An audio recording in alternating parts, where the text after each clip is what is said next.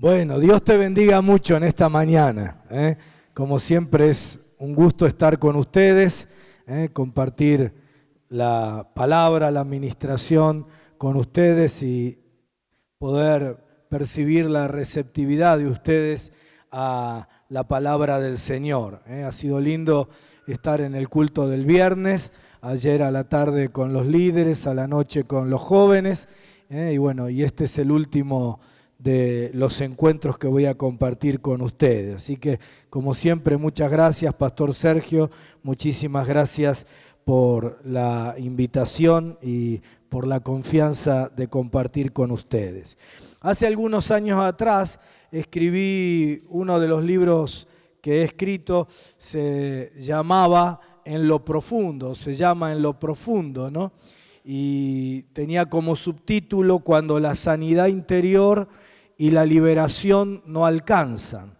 Sí, y ha sido un libro que Dios ha usado mucho para sanar muchas vidas, para liberar definitivamente, ¿no? Porque mucha gente tiene problemas emocionales interiores, ha sido ministrada en sanidad interior, ha sido ministrada en liberación y sin embargo no terminan de resolver las cuestiones de fondo. Y bueno, ese libro, gracias al Señor, fue muy usado por Él. En algunas iglesias lo siguen usando como material de restauración y sanidad de vidas. Y se había agotado, ¿sí? Y ya no habíamos hecho ninguna otra edición. Y ahora Editorial Peniel lo vuelve a editar, pero le cambió el título y el diseño de la tapa. ¿Sí? Yo traje algunos poquitos acá en este viaje, pero te lo quiero explicar porque si vos compraste el anterior En lo profundo, no compres este porque es el mismo contenido. Lo único que cambió es el título y la tapa. Así que no quiero que nadie compre un libro que ya lo tiene, ¿verdad? Ahora se llama ¿Qué más hacer cuando la sanidad interior y la liberación no alcanzan? ¿Sí? Y si no lo compraste, te lo recomiendo, va a restaurar tu vida. Si ya lo tenías, estoy seguro que tal vez quieras aprovechar para regalárselo a alguien que le pueda bendecir como bendijo también tu vida. Bueno, estoy sorprendido de que todos ustedes estén en esta mañana aquí. Porque a muchos de ustedes los conozco, a buena parte de ustedes los conozco y sé que son hijos de Dios, que conocen al Señor, entregados al Señor. Así que no entiendo muy bien qué están haciendo en esta mañana acá.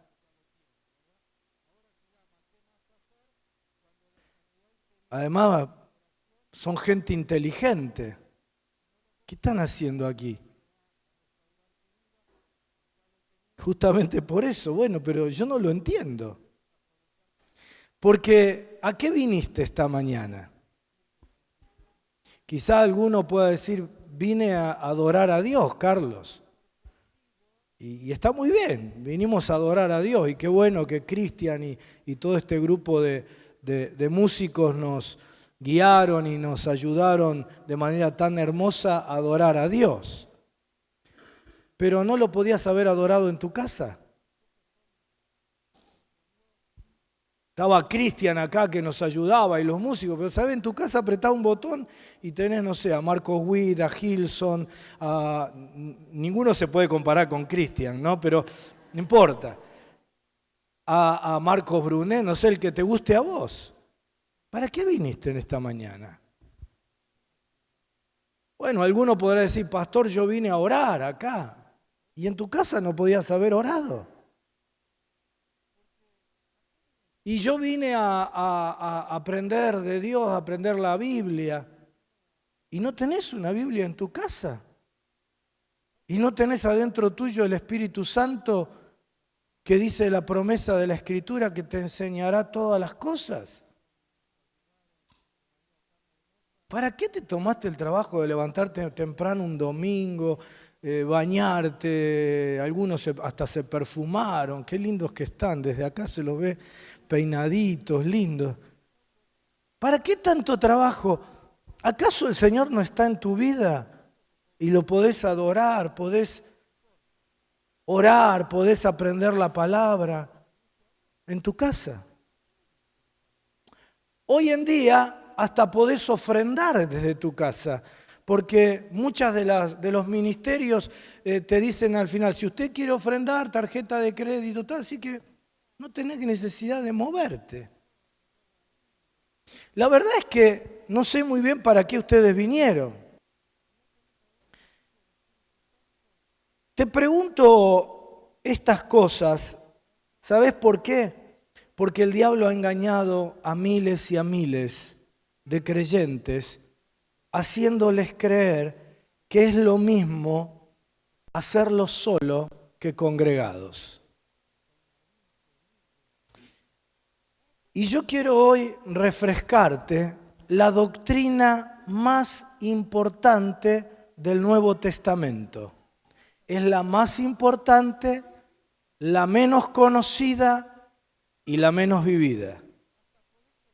Y sufrimos las consecuencias de no vivirla. La doctrina más importante del Nuevo Testamento es la doctrina de la encarnación, que tiene un sinnúmero de aplicaciones. Pero yo me voy a remitir a una que está relacionada con lo que te estoy compartiendo. Y que básicamente significa esto, que Dios, que todo lo puede, ha decidido obrar a través de seres humanos. Esa es su manera regular, la regla. ¿Puede hacerlo de otra manera? Sí, pero son excepcionales. Son excepciones que confirman la regla. La regla de Dios es que Él, que todo lo puede, ha decidido que la manera regular, principal de obrar en la vida de la gente es a través de la iglesia. ¿Puede alguien convertirse solo? Bueno, poder puede. En 30 años de pastor que tengo, solamente conozco un ejemplo. Una mujer en sociedad, que hacía la limpieza en el edificio de sociedades bíblicas allá en Buenos Aires. Ella le tocaba trabajar de noche y con una linterna medio a escondidas, pensando que estaba cometiendo alguna cosa, alguna falla en su trabajo, leyó Juan 3:16 y se entregó a Cristo. Y yo lo supe porque después vino a congregarse en nuestra iglesia. Pero en 30 años conozco un solo caso. Porque la Biblia dice, ¿cómo creerán si no hay quien les predique? Es decir, para que haya alguien que crea, tiene que haber otro alguien, encarnación, carne, huesos, seres humanos, otro ser humano que le predique, porque Dios ha decidido que para que la gente se convierta a Cristo, tiene que haber alguien que le predique. ¿Puede alguien sanarse de una enfermedad solo orando en su casa? Bueno, como poder puede, porque para Dios no hay nada imposible, pero no es la forma que Dios ha escogido. Por eso es que hay tantos creyentes enfermos. Porque Jesús dijo, impondrán las manos sobre los enfermos y serán sanados. Señor, ¿para qué tanto lío? Sanalo vos a él. ¿Para qué yo le tengo que imponer las manos a él, a ella? Sí, en verano la gente está toda transpirada, ponerle las manos, ay, qué asco, Señor. Sanalo directamente. No. Impondrán las manos sobre los enfermos. Mano, carne, encarnación. Dios obra a través de la iglesia. Y ungirán a los enfermos con aceite. Más enchastre. Ya no, ahora se mezcla la transpiración de la mano, la transpiración de la cabeza y el aceite. ¡Qué asco! Señor, saname. Si yo creo en vos, me arrodillo en la cama, al lado de mi cama, saname. Y él dice, unjan a los enfermos con aceite. Es decir, para que alguien sea sanado, tiene que haber otro alguien, carne, encarnación, que unja, que imponga las manos y ore y sane a los enfermos. ¿Está alguno enfermo entre vosotros? Dice el apóstol Santiago. Llame a los ancianos de la iglesia y estos, ungiéndole con aceite, orarán por el enfermo y la oración de fe sanará al enfermo. Es decir, ancianos, los líderes de la iglesia, ¿sí? Carne, encarnación, porque Dios ha decidido que como regla de su obrar, Él lo hace a través de la iglesia.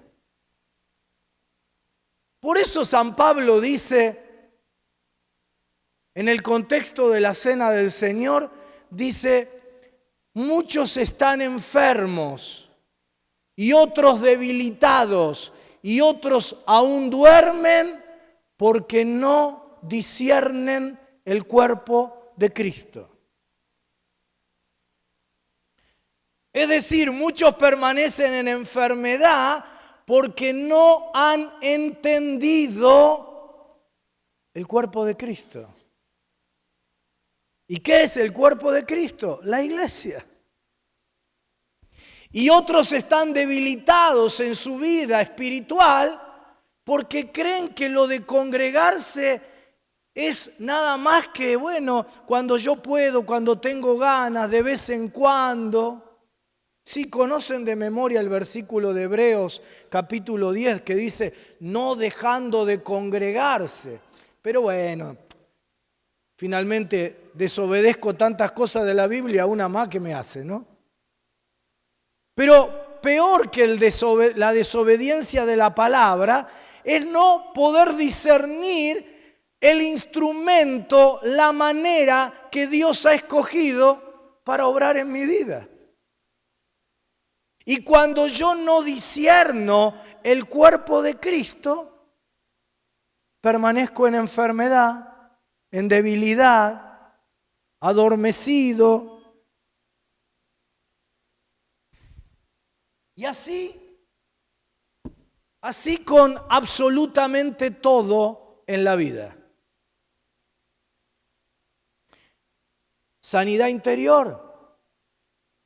Dice San Pablo en 2 Corintios capítulo 1, dice que hemos sufrido en la vida y que Dios se nos ha manifestado como nuestro consolador, como nuestro sanador. Y entonces dice, con la consolación con la que fuisteis consolados, consolá a otro que esté viviendo algo parecido al dolor que vos sufriste y que Dios sanó en tu vida. Es decir, para que este otro sea consolado y sanado, tiene que haber uno que ya haya sido consolado y sanado. Y entonces, con la consolación que yo, carne, hombre, mujer, que yo recibí, imparto eso al que está sufriendo. Encarnación. Señor, sanalo vos. No. Y con la unción del Espíritu Santo, mirá el laburo de Pedro, tiene que viajar de un lado al otro. Dios se le tiene que manifestar en la terraza. Estaba en la terraza, le tiene que cambiar la mentalidad y le tiene que decir, mirá, hay un gentil en otra ciudad a quien yo en este mismo momento le estoy hablando. Y por favor, vos que sos judío y que crees que solo los judíos, ahora vas a cambiar tu mentalidad y vas a dejar de llamar impuro a lo que yo purifiqué. Y ahora quiero que viajes hasta la otra ciudad, nada más para que le impongan las manos y reciban el Espíritu Santo. Pero Señor, si le estás hablando a Él, te le has manifestado, ¿qué te costaba dar una milla más y llenarlo con el Espíritu Santo? Encarnación, el método elegido por Dios.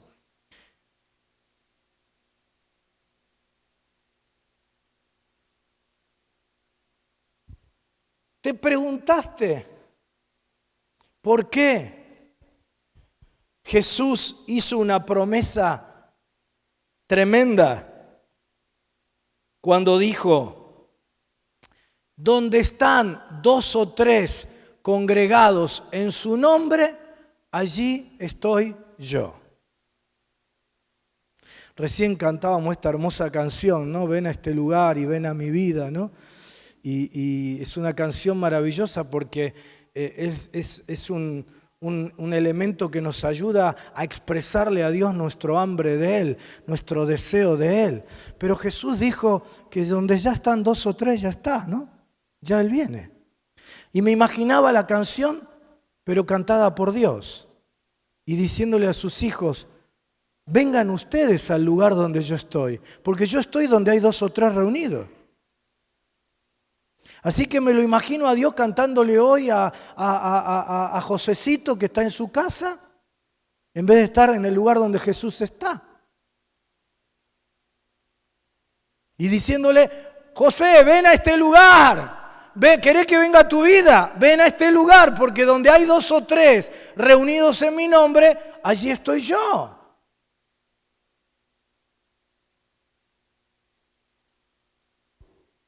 Pero Señor, me lo imagino a José, ¿no? Diciendo así, ¿no? Señor, yo creía que vos estabas en medio de mí. Sí que estoy en medio de vos, pero mi presencia se manifiesta de manera especial cuando están reunidos, cuando son iglesia.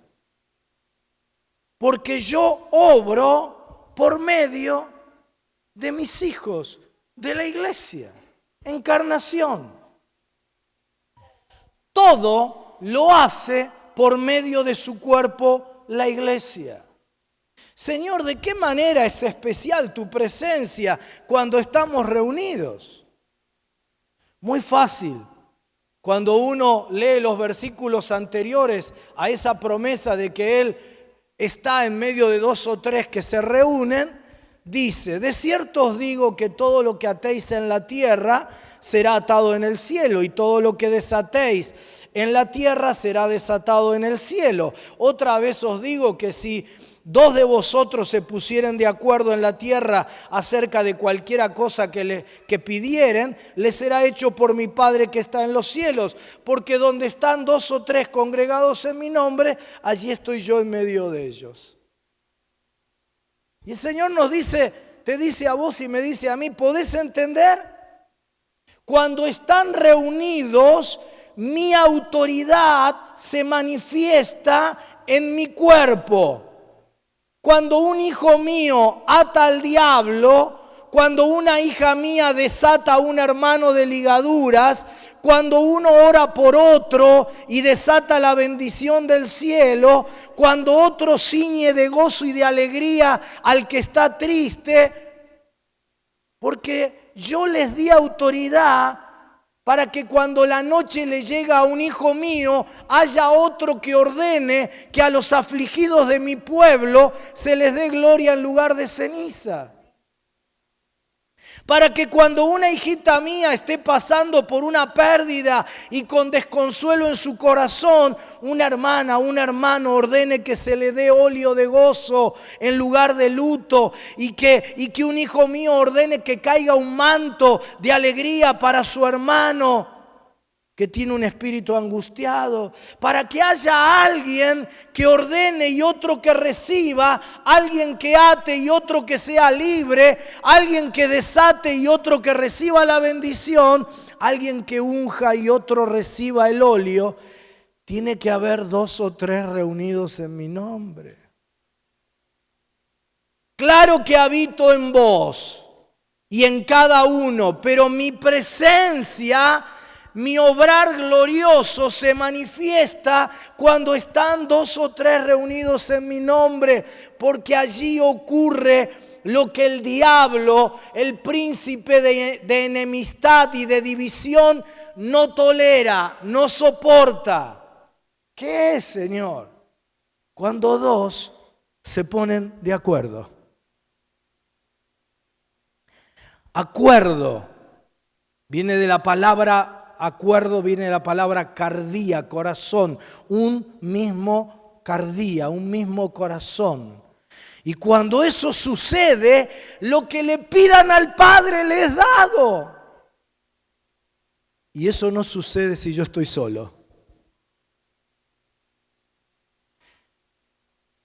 Dios, que todo lo puede, ha elegido como su modo de obrar usar a mi hermano para mi bendición y usarme a mí para bendición de mi hermano. ¿Por qué te estoy enseñando sobre esto en esta mañana? Por varias razones. La primera, porque no quiero que te pierdas el obrar de Dios. Que como dice Pablo, estés enfermo, debilitado, adormecido por no entender el cuerpo de Cristo. No quiero que te quedes sin sanidad, porque Dios, que todo lo puede, ha elegido como su modo de obrar para tu sanidad, utilizar a tu hermano, para tu consolación, para tu prosperidad, para tu bendición. La segunda razón por la que estoy enseñando esto es porque no quiero que vos seas engañado por el diablo, como lo ha hecho con miles. Y como ya lo compartí con ustedes el año pasado, ¿no? Dios me ha mandado destruir fortalezas. ¿Cómo se destruye una fortaleza? Derribando los argumentos que Él ha levantado y la altivez en nuestro corazón sobre la que ha apoyado esos argumentos que van contra el congregarse, contra el ser iglesia, que van contra una manera no bíblica de entender el evangelio, un evangelio norteamericano, un evangelio individualista, pero no el evangelio de la palabra de Dios. Y ha hecho que miles hoy estén fuera de la casa del Padre, pereciendo de hambre como el hijo pródigo, cuando la abundancia de pan está no en el Padre, sino en la casa del Padre. El hijo pródigo, cuando vuelve en sí, dice: ¿qué estoy haciendo aquí, muriéndome de hambre, cuando en la casa de mi Padre hay abundancia de pan? ¿Qué estás diciendo, Carlos? ¿Que en Dios no está la abundancia? Sí que está, pero la puso en su casa. Porque Dios ha escogido que la manera de obrar es a través de su iglesia. La tercera razón por la que te estoy enseñando esto es porque vos podés estar, la segunda es para que no seas engañado. Miles creen que pueden estar bien con Dios sin congregarse. Miles creen que pueden congregarse cuando tienen ganas, cuando no hay otro programa más importante o más atractivo, salteándose. Miles han sido engañados. ¿Y qué es lo que sucede? Como dice Pablo, se van debilitando, se van adormeciendo, se van enfriando hasta que el diablo termina destruyendo sus vidas. La tercera razón por la que te enseño esto es porque vos podés estar aquí, como de hecho estás en esta mañana en la casa del Padre, y tener una espiritualidad solitaria.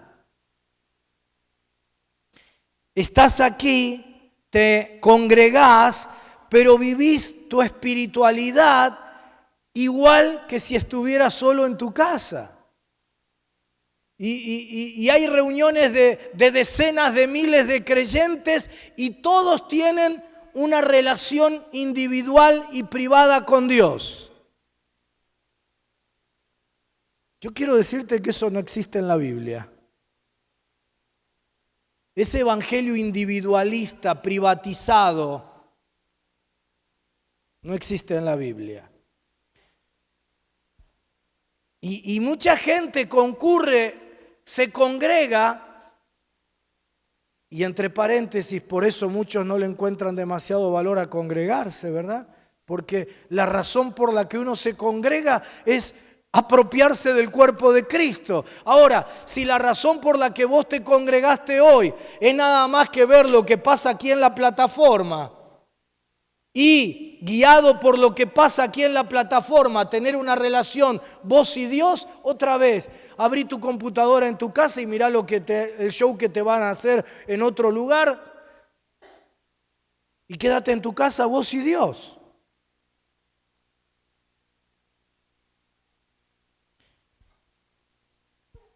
Estás aquí, te congregás, pero vivís tu espiritualidad como si estuvieras solo en tu casa. Orás solo, adorás solo. No te apropiás del obrar de Dios que opera a través de tu hermano y de tu hermana. Porque Dios, que todo lo puede, ha elegido como su modo de obrar usar a tu hermano y a tu hermana para tu bendición y usarte a vos para bendición de tu hermano. Podés tener una espiritualidad, déjame decírtelo así, extranjera.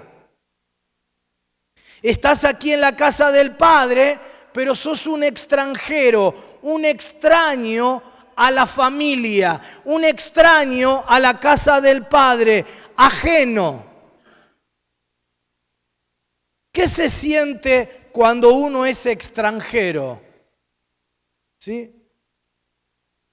Algunos de ustedes tal vez lo ha vivido porque son extranjeros. ¿Qué se siente? Bueno, sobre todo al principio es muy duro llegar a un nuevo país. ¿Por qué? Porque uno ha dejado atrás su familia, sus amigos y se siente como solo. ¿Y por qué es duro sentirse solo? Porque Dios ha dicho que no es bueno que el hombre esté solo. Por eso nos ha hecho nacer en una familia, con un papá, con una mamá, con hermanos. Por eso nos pone amigos, compañeros, comunidad. Por eso nos pone en medio de una iglesia. Si no es bueno que vos y yo estemos solos, ¿qué es estar solo? Es malo.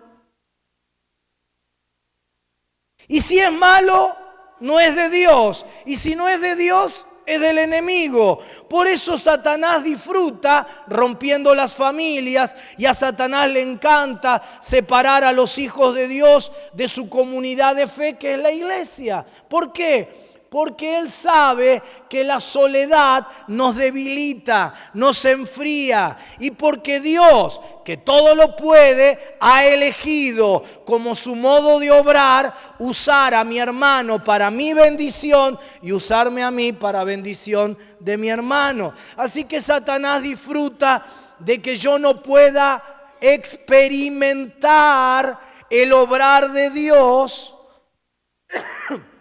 y por ende no sea sano, no sea fortalecido, no sea prosperado, no sea bendecido a través de mi hermano.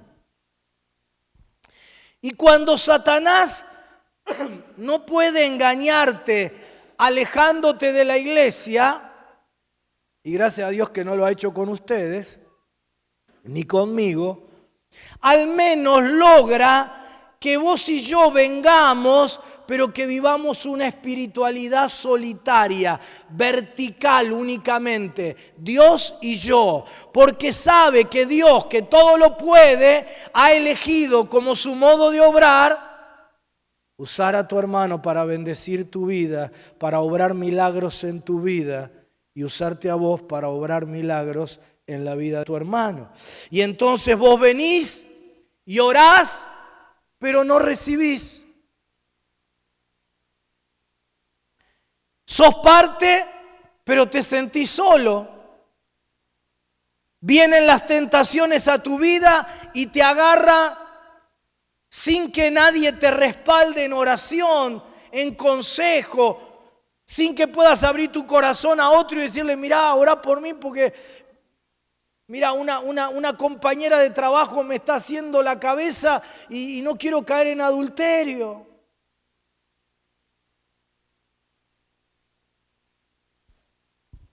Y decís, soy miembro de la iglesia, acércate a la vida de Cipolletti, pero en realidad no sos miembro. Sos un asistente. Porque los miembros son los que forman parte del cuerpo y según dice la Escritura, se ayudan mutuamente entre sí. Y entonces el diablo se frota las manos porque gran parte del pueblo de Dios está lejos de la casa del Padre, como el hijo menor de la parábola de Lucas 15, sin congregarse, sin la abundancia de pan, debilitándose y muriéndose de hambre, perdiéndose el obrar de Dios.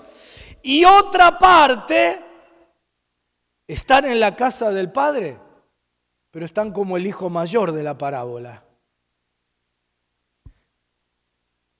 perdiéndose también el obrar de Dios. Ambos, el menor y el mayor, tienen mentalidad de jornaleros.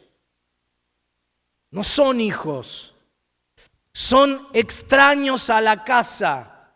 Como un extranjero que ha llegado al país, está en el país, pero se siente solo. La mayor de las pobrezas, nos dicen hoy en día los sociólogos, es no la pobreza del bolsillo, sino la de la soledad. En sociología se dice que la pobreza mayor es la carencia de relaciones, porque aún el que no tiene el dinero suficiente, pero tiene familia, tiene amigos, se ayudan mutuamente, pero el que está solo, ¿qué hace?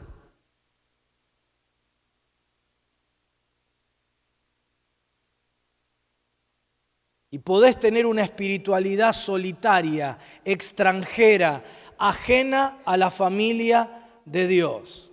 No, por favor, no te dejes engañar. No venís aquí a estar vos solo con Dios.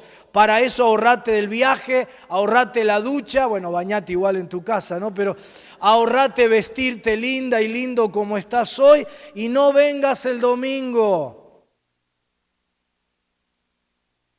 Ni cualquier otro día.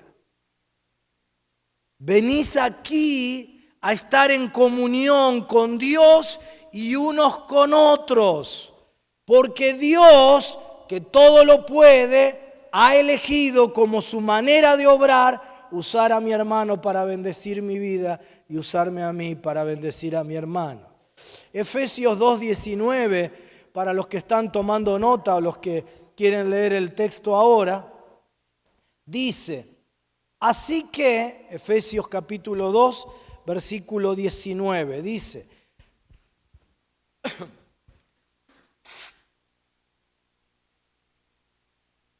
así que ya no sois extranjeros ni advenedizos, sino que dice, ¿alguien lo tiene ahí? 2:19, sino conciudadanos de los santos y miembros de la familia de Dios. Ya no sos más extranjero. Para el extranjero es duro, porque su red de apoyo, su red de amor, de sostén, quedó en su país. Y aquí está solo cuando llega. Y es duro porque no tiene los mismos derechos que el ciudadano. Por eso cuando lo arrestan al apóstol Pablo, ¿qué es lo primero que dice el apóstol Pablo? Ojo que yo soy ciudadano romano. ¿Por qué? Porque los que no eran ciudadanos no tenían los mismos derechos.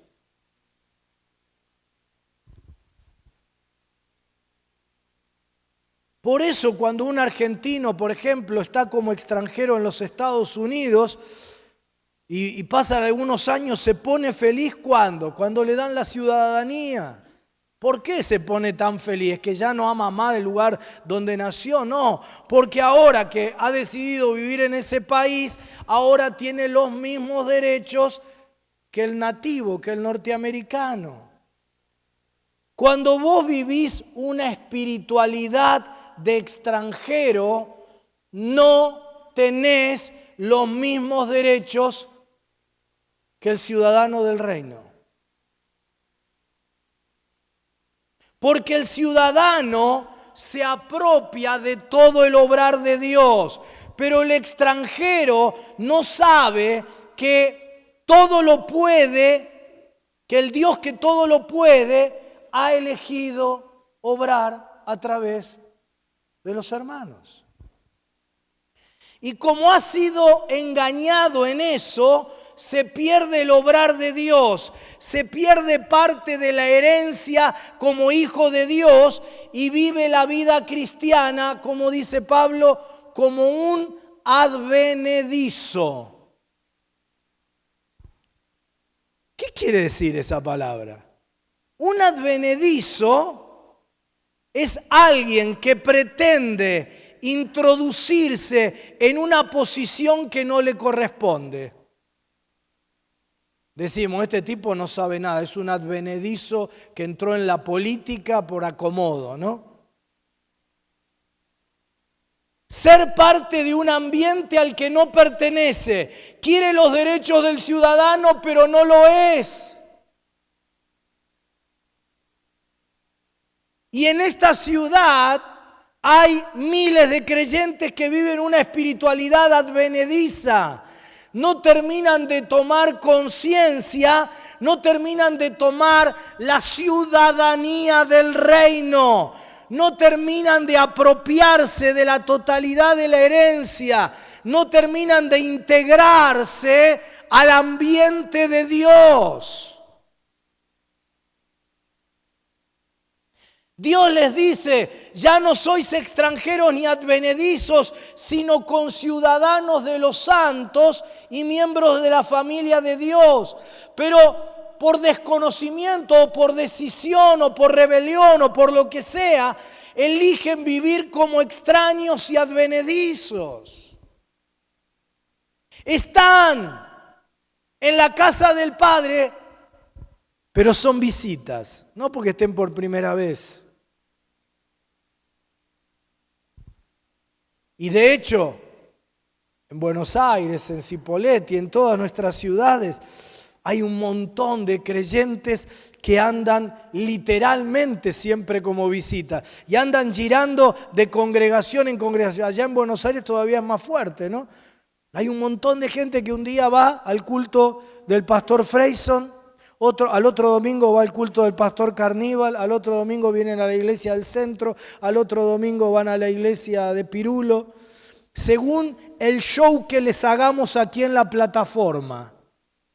Y ellos, su membresía es la cola. Son asistentes.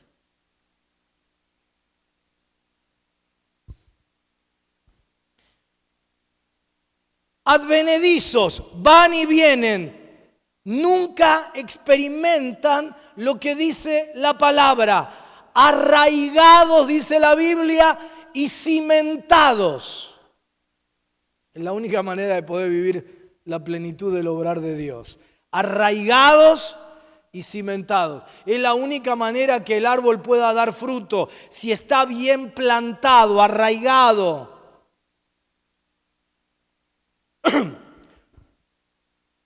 Y otros, aun cuando se congreguen siempre en el mismo lugar, no entendieron todavía, no disciernen el cuerpo de Cristo. No entendemos qué significa ser miembros de un cuerpo. No nos ha amanecido todavía que Dios, que todo lo puede, ha decidido, como su modo de obrar, hacerlo a través de mi hermano para que bendiga mi vida y a través de mí para que yo sea un canal de bendición para mi hermano. Carlos, Yo ya soy ciudadano del reino porque yo ya le entregué mi vida a Cristo. Es cierto. Eso es lo que nos da la ciudadanía. Pero vos podés ser ciudadano y seguir con mentalidad de extranjero. Es decir, sintiéndote solo y sin apropiarte de todos tus derechos.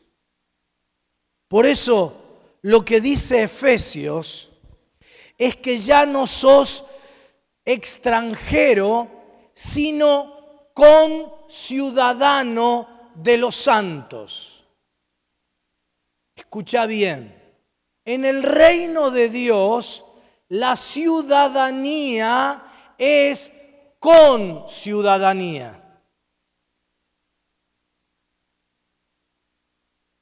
La apropiación plena de los derechos del reino ocurre no en la soledad, sino en la comunidad, en el cuerpo. A vos que me decís que ya sos ciudadano porque tenés a Cristo, a vos te digo, por favor, apropiate de todos tus derechos siendo conciudadano de los santos, de los hermanos en Cristo. Porque si no es así, sos un advenedizo. Alguien que pretende acceder a una posición, a un derecho, a un ambiente, a una realidad de bendición a la que no perteneces. Porque para dejar de ser un advenedizo, vos tenés que saber, dice Efesios, que sos parte de la familia de Dios. Así que ya no sois extranjeros ni advenedizos, sino conciudadanos de los santos y miembros de la familia de Dios. Por favor, no te pierdas de vivir la maravillosa experiencia de pertenecer, de tener sentido de pertenencia. Sentido de pertenencia es al menos dos cosas. Yo que pertenezco a y también que por pertenecer a me pertenecen derechos, me pertenecen bendiciones, me pertenecen recursos. Y querido, querida, de pertenecer a la familia de Dios depende de que te pertenezcan la plenitud de los derechos como ciudadano del reino.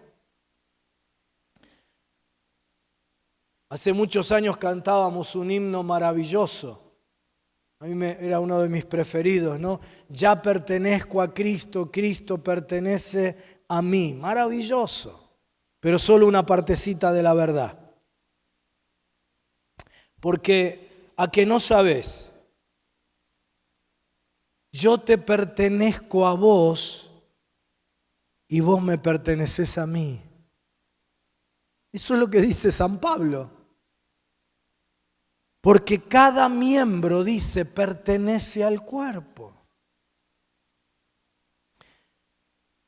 Así que eso significa que vos tenés un sentido de pertenencia en Dios, pero tenés un sentido de pertenencia en la familia de Dios.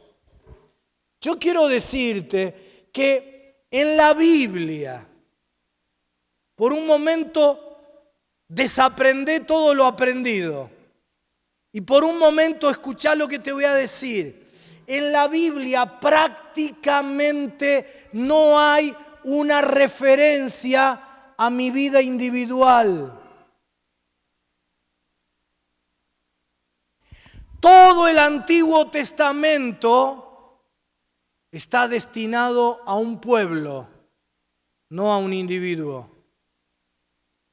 El pueblo de Israel. Y todo el Nuevo Testamento está destinado a la iglesia. Y entonces yo aplico a mi vida como parte de ese pueblo, como parte de la iglesia del Señor. Pero este evangelio individualista, privatizado, intimista, solitario, no lo vas a encontrar en la Biblia.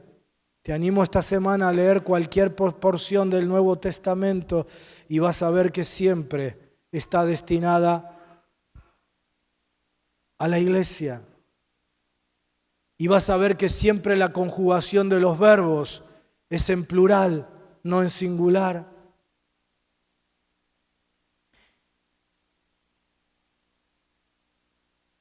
Somos parte de un colectivo. Nuestro destino es común. La carta del apóstol Pablo a los Efesios nos dice que el proyecto eterno de Dios es formar una gran familia de hijos e hijas suyos, todos que crecen a semejanza de su Hijo Jesucristo. Ese es ¿sabes cómo lo llama el apóstol en Colosenses? Lo llama el misterio oculto por siglos, pero ahora revelado en Cristo Jesús. ¿Y cuál es el misterio que permaneció oculto por siglos y que Cristo vino a revelar? ¿Cuál es?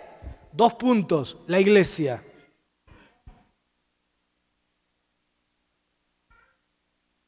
Pero que el diablo se empecina una y otra vez a volver a ocultar. ¿Para qué? Para que no te puedas apropiar de todo el paquete de bendiciones. Para que vos puedas aprovechar todo el plan de Dios. Ese paquete de bendiciones no viene en cajas de cartón, no viene envuelto en papel metalizado, ni con monio, ni papel de regalo. Viene encarnado.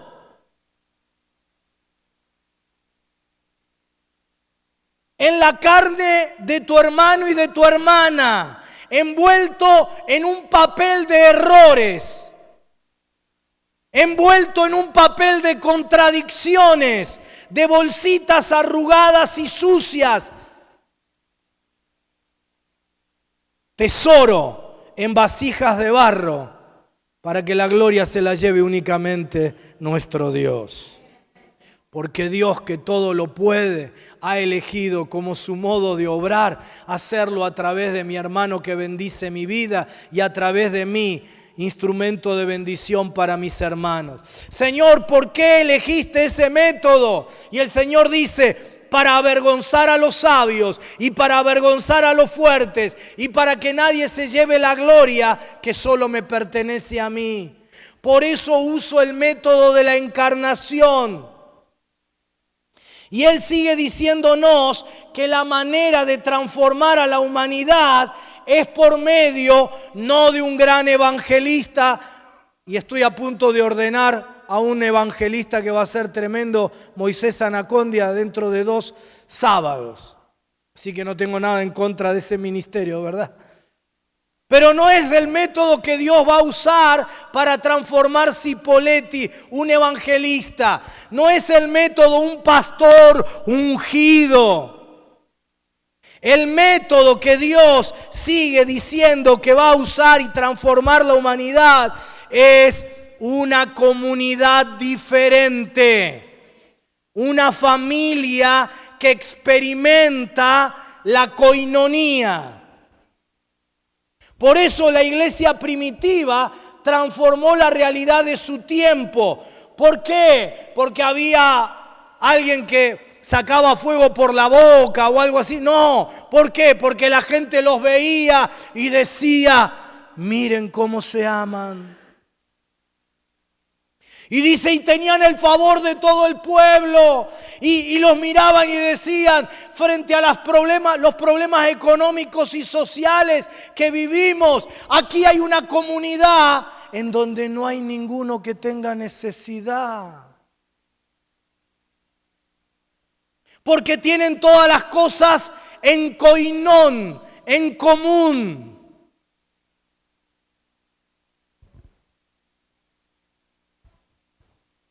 Ellos sí que nos pueden enseñar a reconstruir el tejido social, porque tienen todo en común, porque viven una coinonía, una familia.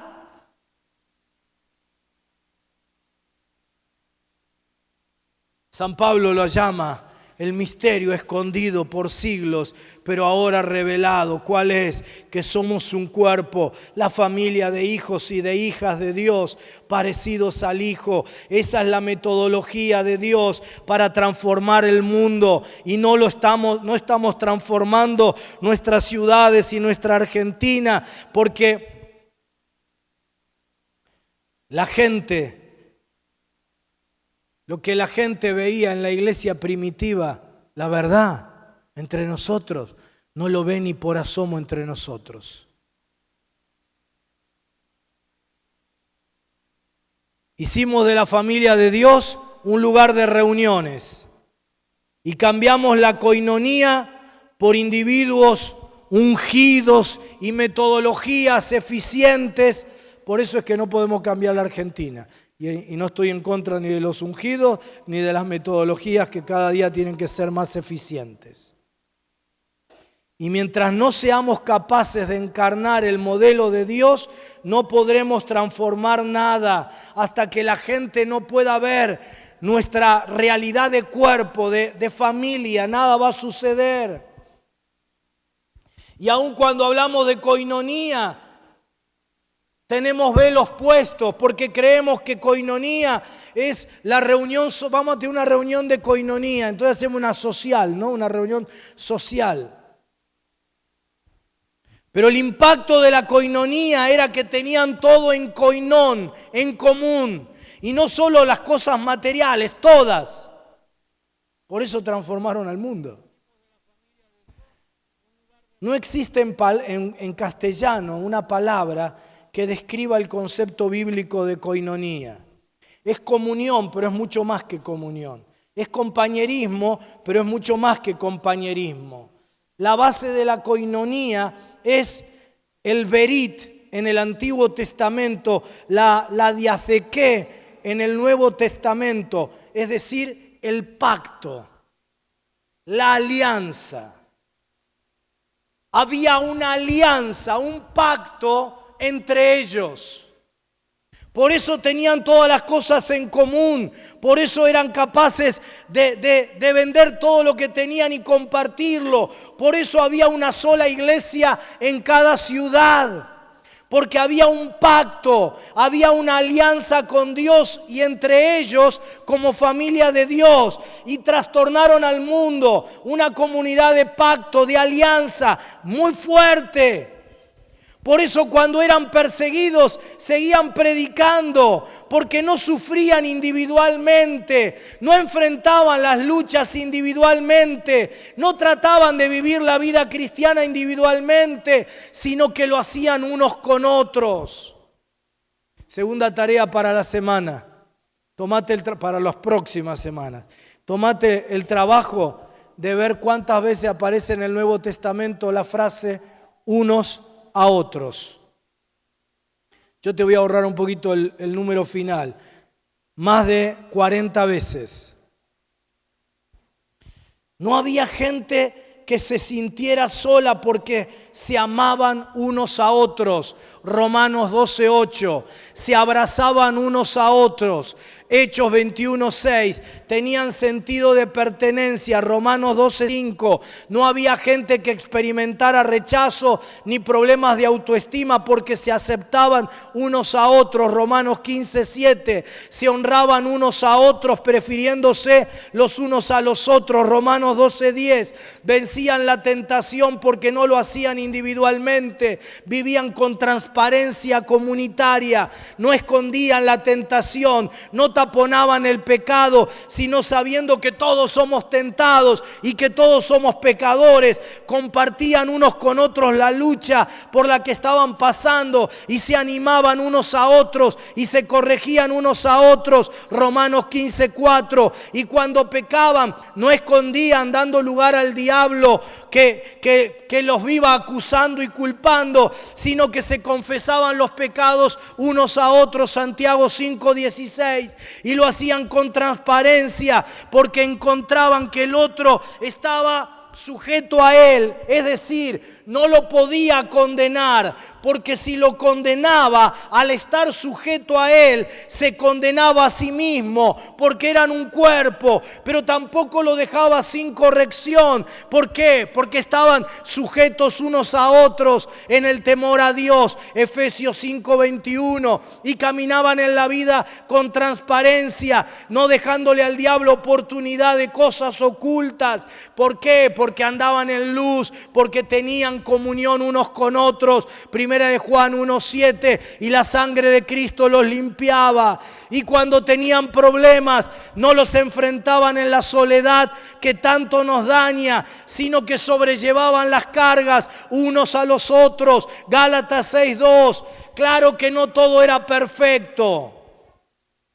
Allí había gente como vos y como yo, que fallaban, que se equivocaban, que pecaban, pero como habían experimentado la misericordia de Dios, que los había perdonado a ellos, ellos también perdonaban al hermano, en lugar de juzgarlo, en lugar de criticarlo, en lugar de decir, no me congrego más porque en esta iglesia no hay amor, porque el líder tal cosa y porque fulano tal otra. Y crecían en la paciencia, soportándose unos a otros, Efesios 4:2, permitiendo que el Espíritu produzca su fruto en ellos, y entonces eran personas capaces de perdonarse los unos a los otros y experimentaban el perdón de Dios, Efesios 4:32, y mostraban su amabilidad, su humildad, su mansedumbre, y todos crecían en todos los aspectos de la vida, y uno le aconsejaba al otro cómo crecer en el trabajo y en la economía, y el otro le enseñaba cómo ser papá, cómo ser mamá, porque dice que se enseñaban y aconsejaban unos a otros, Colosenses 3:16. Y cuando alguno caía o se equivocaba o no le iba bien en algo, en lugar de aislarse como lo hace el individualismo de nuestra sociedad, se alentaban unos a otros, Primera de Tesalonicenses 4:18.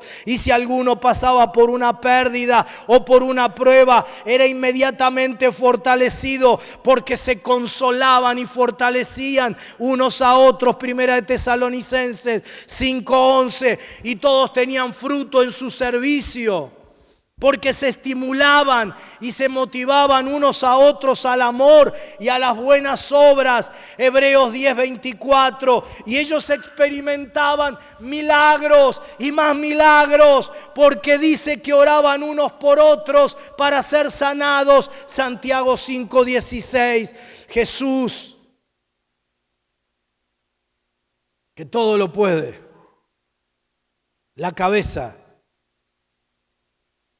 no le ha sido cortado su cuerpo. Déjame ir cerrando diciéndote esto.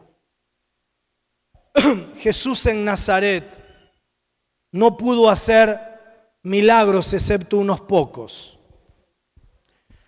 Dice la palabra que venía de hacer una gira por todos los pueblos y las aldeas de Galilea. Y los resúmenes de cada ciudad por donde iba, de cada aldea por donde pasaba, dice, y sanaba a todos. No dice sanaba a algunos, sanaba a todos. Y echaba fuera los demonios de todos. Pero llega a su pueblo, Nazaret, donde él se crió, y dice que no puede hacer milagros. No es que no quiere, no puede. La misma unción que estaba sobre él en Capernaum, en Betsaida, en las aldeas y los pueblos por donde había pasado, estaba allí con él y en él, en Nazaret. Sin embargo, no pudo. Y Jesús explica por qué. Porque dice que no le dieron honra.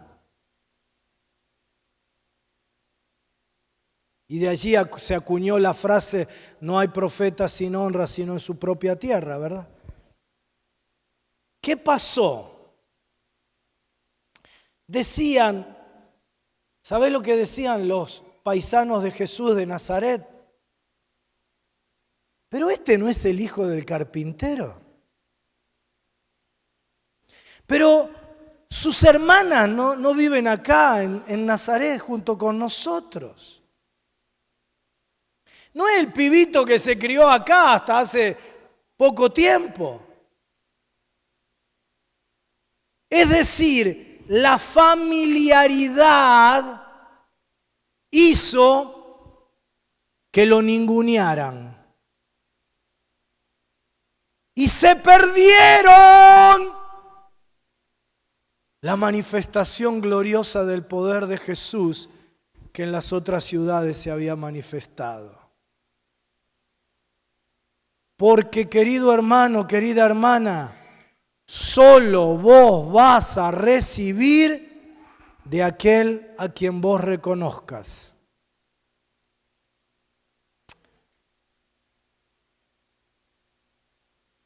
¿Cómo te llamas? ¿Milka? Mica, Micaela, Mica. Esta nenita, Mica, ¿cuántos años tenés, Mica? Dice, ¿qué me puede dar ella a mí?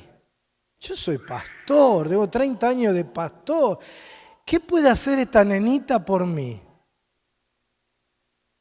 Y aquella hermana sencilla, esta. Y este hermano que...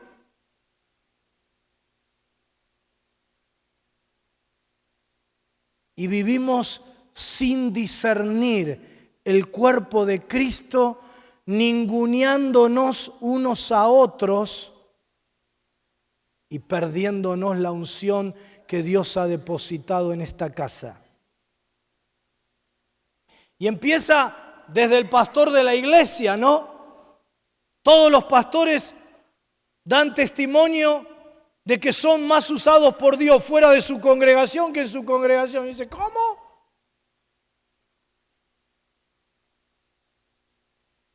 Si me pasara eso a mí, yo renuncio al día siguiente. Si yo no puedo bendecir en la casa donde Dios me pone. ¿Pero por qué pasa eso? Y porque a Carlitos ya lo conocemos. Carlitos nació en la iglesia del centro. Y lo escuchamos todos los domingos, viste que es larguero, es...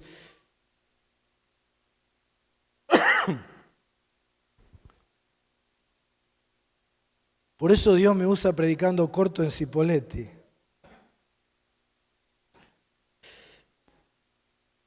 Dios va a usar a este pibito, a esta hermanita, a este hermanito. ¿Sabe? El día de la inauguración de nuestro nuevo... Ustedes estaban, ¿no? Sí, Sergio y Rosita estaban. De nuestro nuevo santuario. ¿Ustedes estaban también? No. Sí, también, Virgi. Perdón, que me olvido. El día de la inauguración tuvimos un culto donde estaban todos los superhéroes. ¿Sí? Anacondia, Freyson, Omar Cabrera, Carníbal, qué sé yo, todos. ¿Sí? Había en un momento cerca de 200 pastores. ¿Sí? Pero en un momento el Espíritu me indica, me lo indicó previamente, ya estaba en el programa después, ¿no? Me indica que los que tenían que orar por los enfermos tenían que ser los niños y los adolescentes. Ahora, vos lo tenés acá, a Carlito Anacondia, a Freyson, a Carníbal, a 200 pastores, sus pastores de aquí. ¿Sabés que los milagros que ocurrieron ese día fueron tremendos cuando los domingos siguientes nos daban los testimonios? Y la gente lo que más disfrutaba era decir, y a mí me oró un chiquito. Ahora tuvimos la semana pasada una reunión con Carlos Anacondia y yo estaba ahí en un costado disfrutando cómo los adolescentes de la iglesia, chicos de 13, 14, 15 años, echaban fuera demonios. Ellos eran los que ministraban liberación. Ahora te das cuenta lo que hemos perdido por un evangelio individualista y te das cuenta cuánto más sencilla, hermosa, alegre, sobrenatural, libre, transparente, sana y fuerte sería nuestra vida si viviéramos la realidad del misterio escondido por siglos, pero ahora revelado y regalado para vos y para mí, que es la manera de vivir la vida con Cristo en un cuerpo, en la iglesia.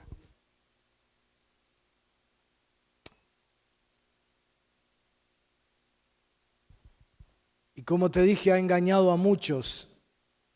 Y como ya te expliqué el año pasado, 2 de cada 3 creyentes en Argentina han decidido no congregarse. Y buena parte del otro tercio se congrega sin saber el cuerpo de Cristo, sin entender el cuerpo de Cristo. Pero Dios está usando tu vida con tu oración, con tu clamor, con tu guerra espiritual, con tu acción, con tus palabras, para que tus seres queridos que hoy están lejos de la casa del Padre puedan volver a la casa del Padre y a disfrutar del misterio escondido. Él está restaurando su diseño, su modelo, resucitando una iglesia cuerpo, una iglesia familia, una iglesia unida, alternativa para el mundo. Y cuando entendemos esto, entonces dice la palabra, las puertas del Hades no prevalecen, no contra el gran pastor, el gran predicador, el gran evangelista, sino contra la iglesia, el embate de la iglesia. No te quedes con un poquito de lo que Dios ha determinado para tu vida. Cuando Pedro escribía sus cartas, animaba a que vivieran la gracia multiplicada. Y Juan nos explica cómo se vive la gracia multiplicada. Dice, de su plenitud, de la plenitud de Cristo, tomamos todos gracia sobre gracia.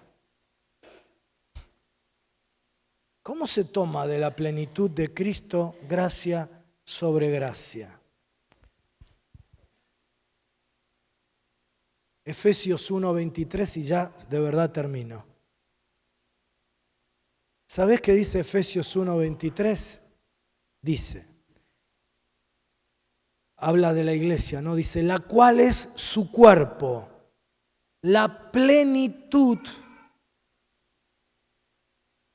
de aquel con mayúsculas que todo lo llena en todo. ¿Vos querés tomar de la plenitud de aquel que todo lo llena en todo? ¿Cuál es la plenitud de Cristo? La iglesia. Mirá, si hay un pasaje que me cuesta, que lo recibo por fe, únicamente es este. La iglesia, plenitud de Cristo, con sus defectos, con sus errores. Sí.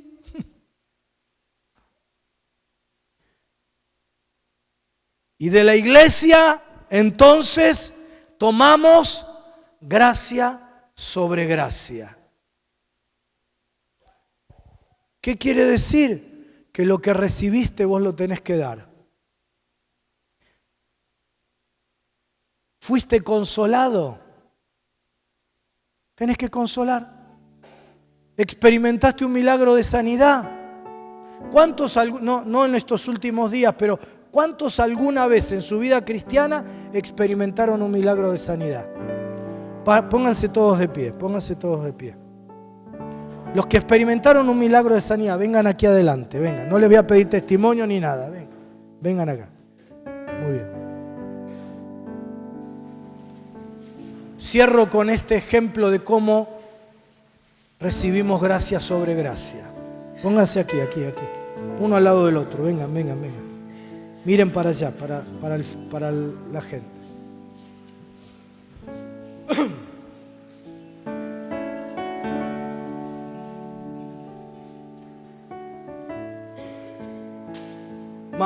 Vengan más para acá. No, una sola fila.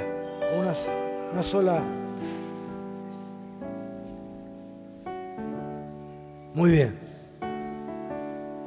Dice, de la plenitud de Cristo recibamos gracia sobre gracia. La plenitud de Cristo es la iglesia.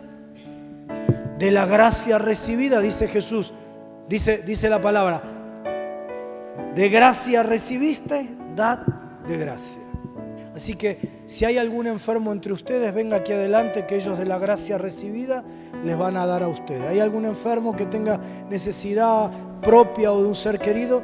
Venga alguno de estos hermanos, venga, ¿sí? 2 o 3 reúnanse y oren por la hermana, por la hermana, por la hermana. Rapidito, vengan. Júntense en grupitos y oren por ellos. Y de la gracia recibida, den. Vos que experimentaste el milagro, da el milagro. Vos experimentaste consolación de Dios, da lo que Dios te dio. Experimentaste prosperidad material, ora por los que tienen necesidad y el milagro va a ocurrir. ¿Sabés por qué? Porque yo a vos no te lo tengo que contar, vos lo viviste. Y porque lo viviste, de lo que viviste de Dios, lo das. El cuerpo de Cristo. El cuerpo de Cristo. El cuerpo de Cristo. La maravillosa esposa del Señor, la iglesia. Criticada, ninguneada, pero esposa del Señor, a quien el Señor ha decidido seguir usando para salvación, sanidad, edificación, consolación, prosperidad, milagros en la vida de todos.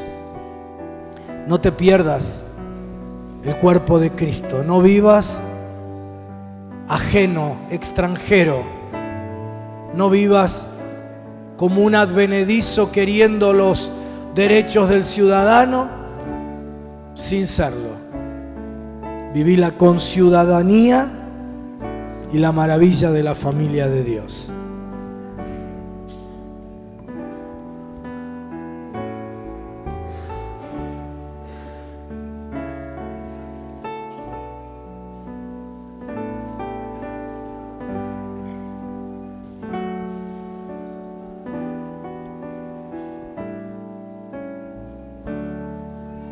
Es más que una canción, es más que palabras, es mi corazón rendido a ti. Es lo mejor de mí, lo que vengo a darte. Ya no es suficiente una canción. Lo que tú me pidas, yo te quiero dar.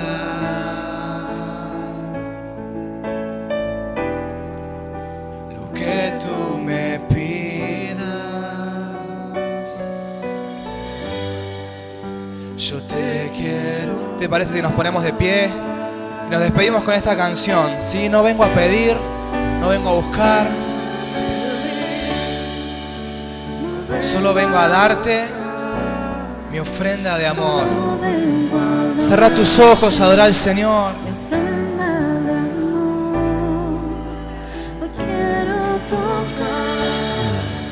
Tu fiel corazón. Los que se van retirando del altar, yo te invito a que vayas a tu lugar.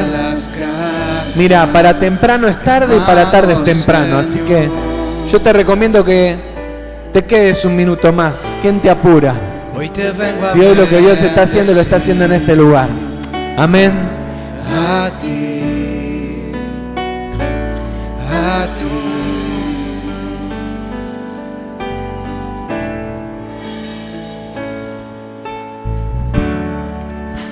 Es más que una canción, es más que palabras. Es mi corazón rendido a ti.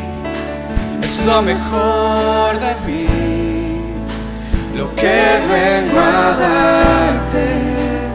ya no es suficiente una canción.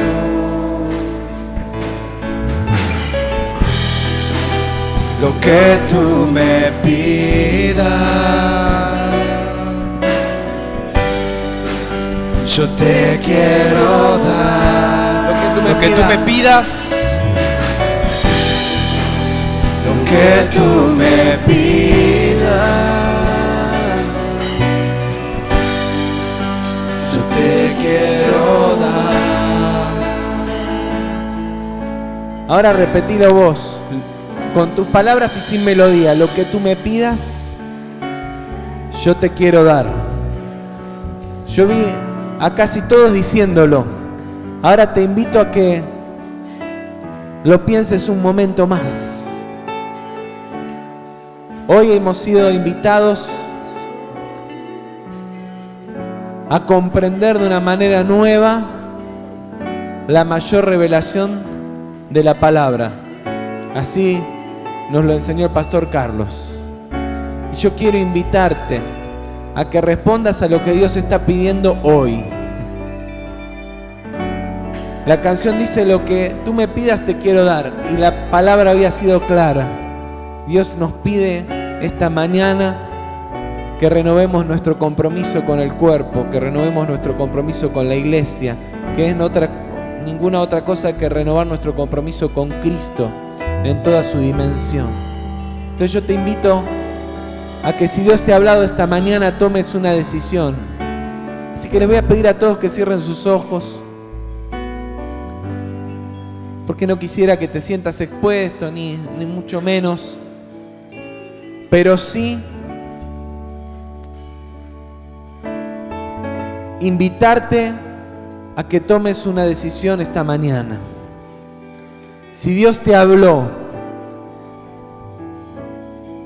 no te vayas de este lugar sin darle al Señor lo que el Señor te está pidiendo.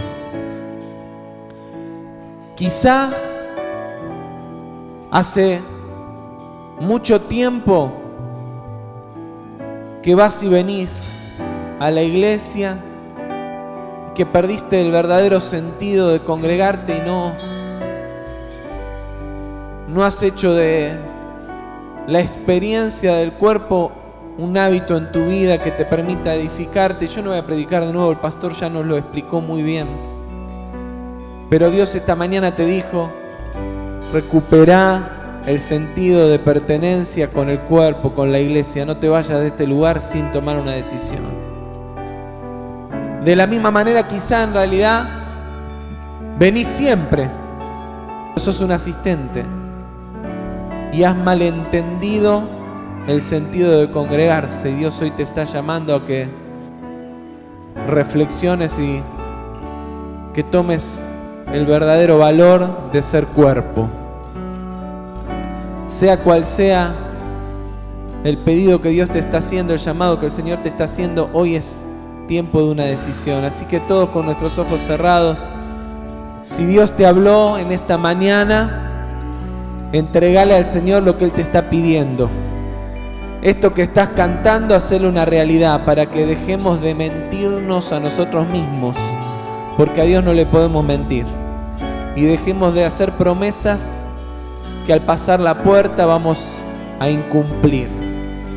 Si de verdad le estás diciendo al Señor esta mañana: lo que me pidas yo te quiero dar, hoy lo que el Señor nos está pidiendo es que renovemos nuestro compromiso con el cuerpo, con la iglesia, de ser uno, de ser parte. Si esa es la decisión que Dios te está invitando a tomar, yo te invito a que levantes tu mano donde estás. Dios te bendiga, Dios te bendiga, Dios te bendiga. Dios te bendiga, Dios te bendiga, Dios te bendiga, Dios te bendiga, Dios te bendiga. No demores, hoy Dios te lo está pidiendo. ¿Cuánto tiempo vas a esperar? Si no hay nada mejor, nada mayor que pueda revelarse a tu vida que la experiencia de vivir en comunidad con la iglesia. Toma la decisión esta mañana. No la demores más. Eso es lo que Dios nos está pidiendo hoy. Dios te bendiga. Y ahora, si me dejás, mientras tenés tu mano levantada, el pastor nos explicaba que cuando tenemos todas las cosas en común nos animamos a entender que todos tenemos algo que Dios nos está pidiendo. Ninguno de nosotros puede decir que es perfecto. Así que yo le voy a invitar a los que están alrededor que no para juzgar, sino todo lo contrario, para abrazar y bendecir. Si ves a alguien que está con su mano levantada, lo abraces, lo bendigas y le digas: qué bueno que estemos juntos. Qué bueno que podamos ser iglesia. Qué bueno que podamos ser parte de este mismo sentir, de esta misma experiencia de fe. Qué bueno que podamos estar en este lugar.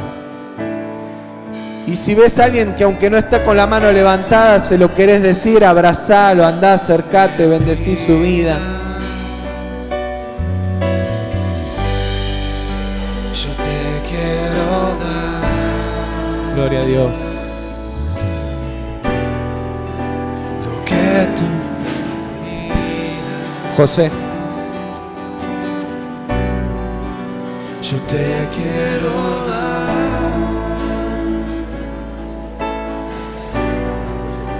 No vengo a pedir, no vengo a buscar. Y cantale, pero con la conciencia de la decisión tomada. Ofrenda de amor. Hoy quiero tocar tu fiel corazón y darte las gracias, mi amado Señor. No vengo a pedir, No vengo a buscar, solo vengo a darte mi ofrenda de amor. Quiero tocar tu fiel corazón y darte las gracias, mi amado Señor.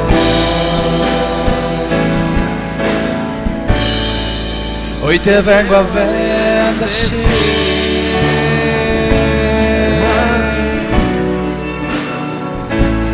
a ti, a ti. Hoy te vengo a bendecir, a ti, a ti.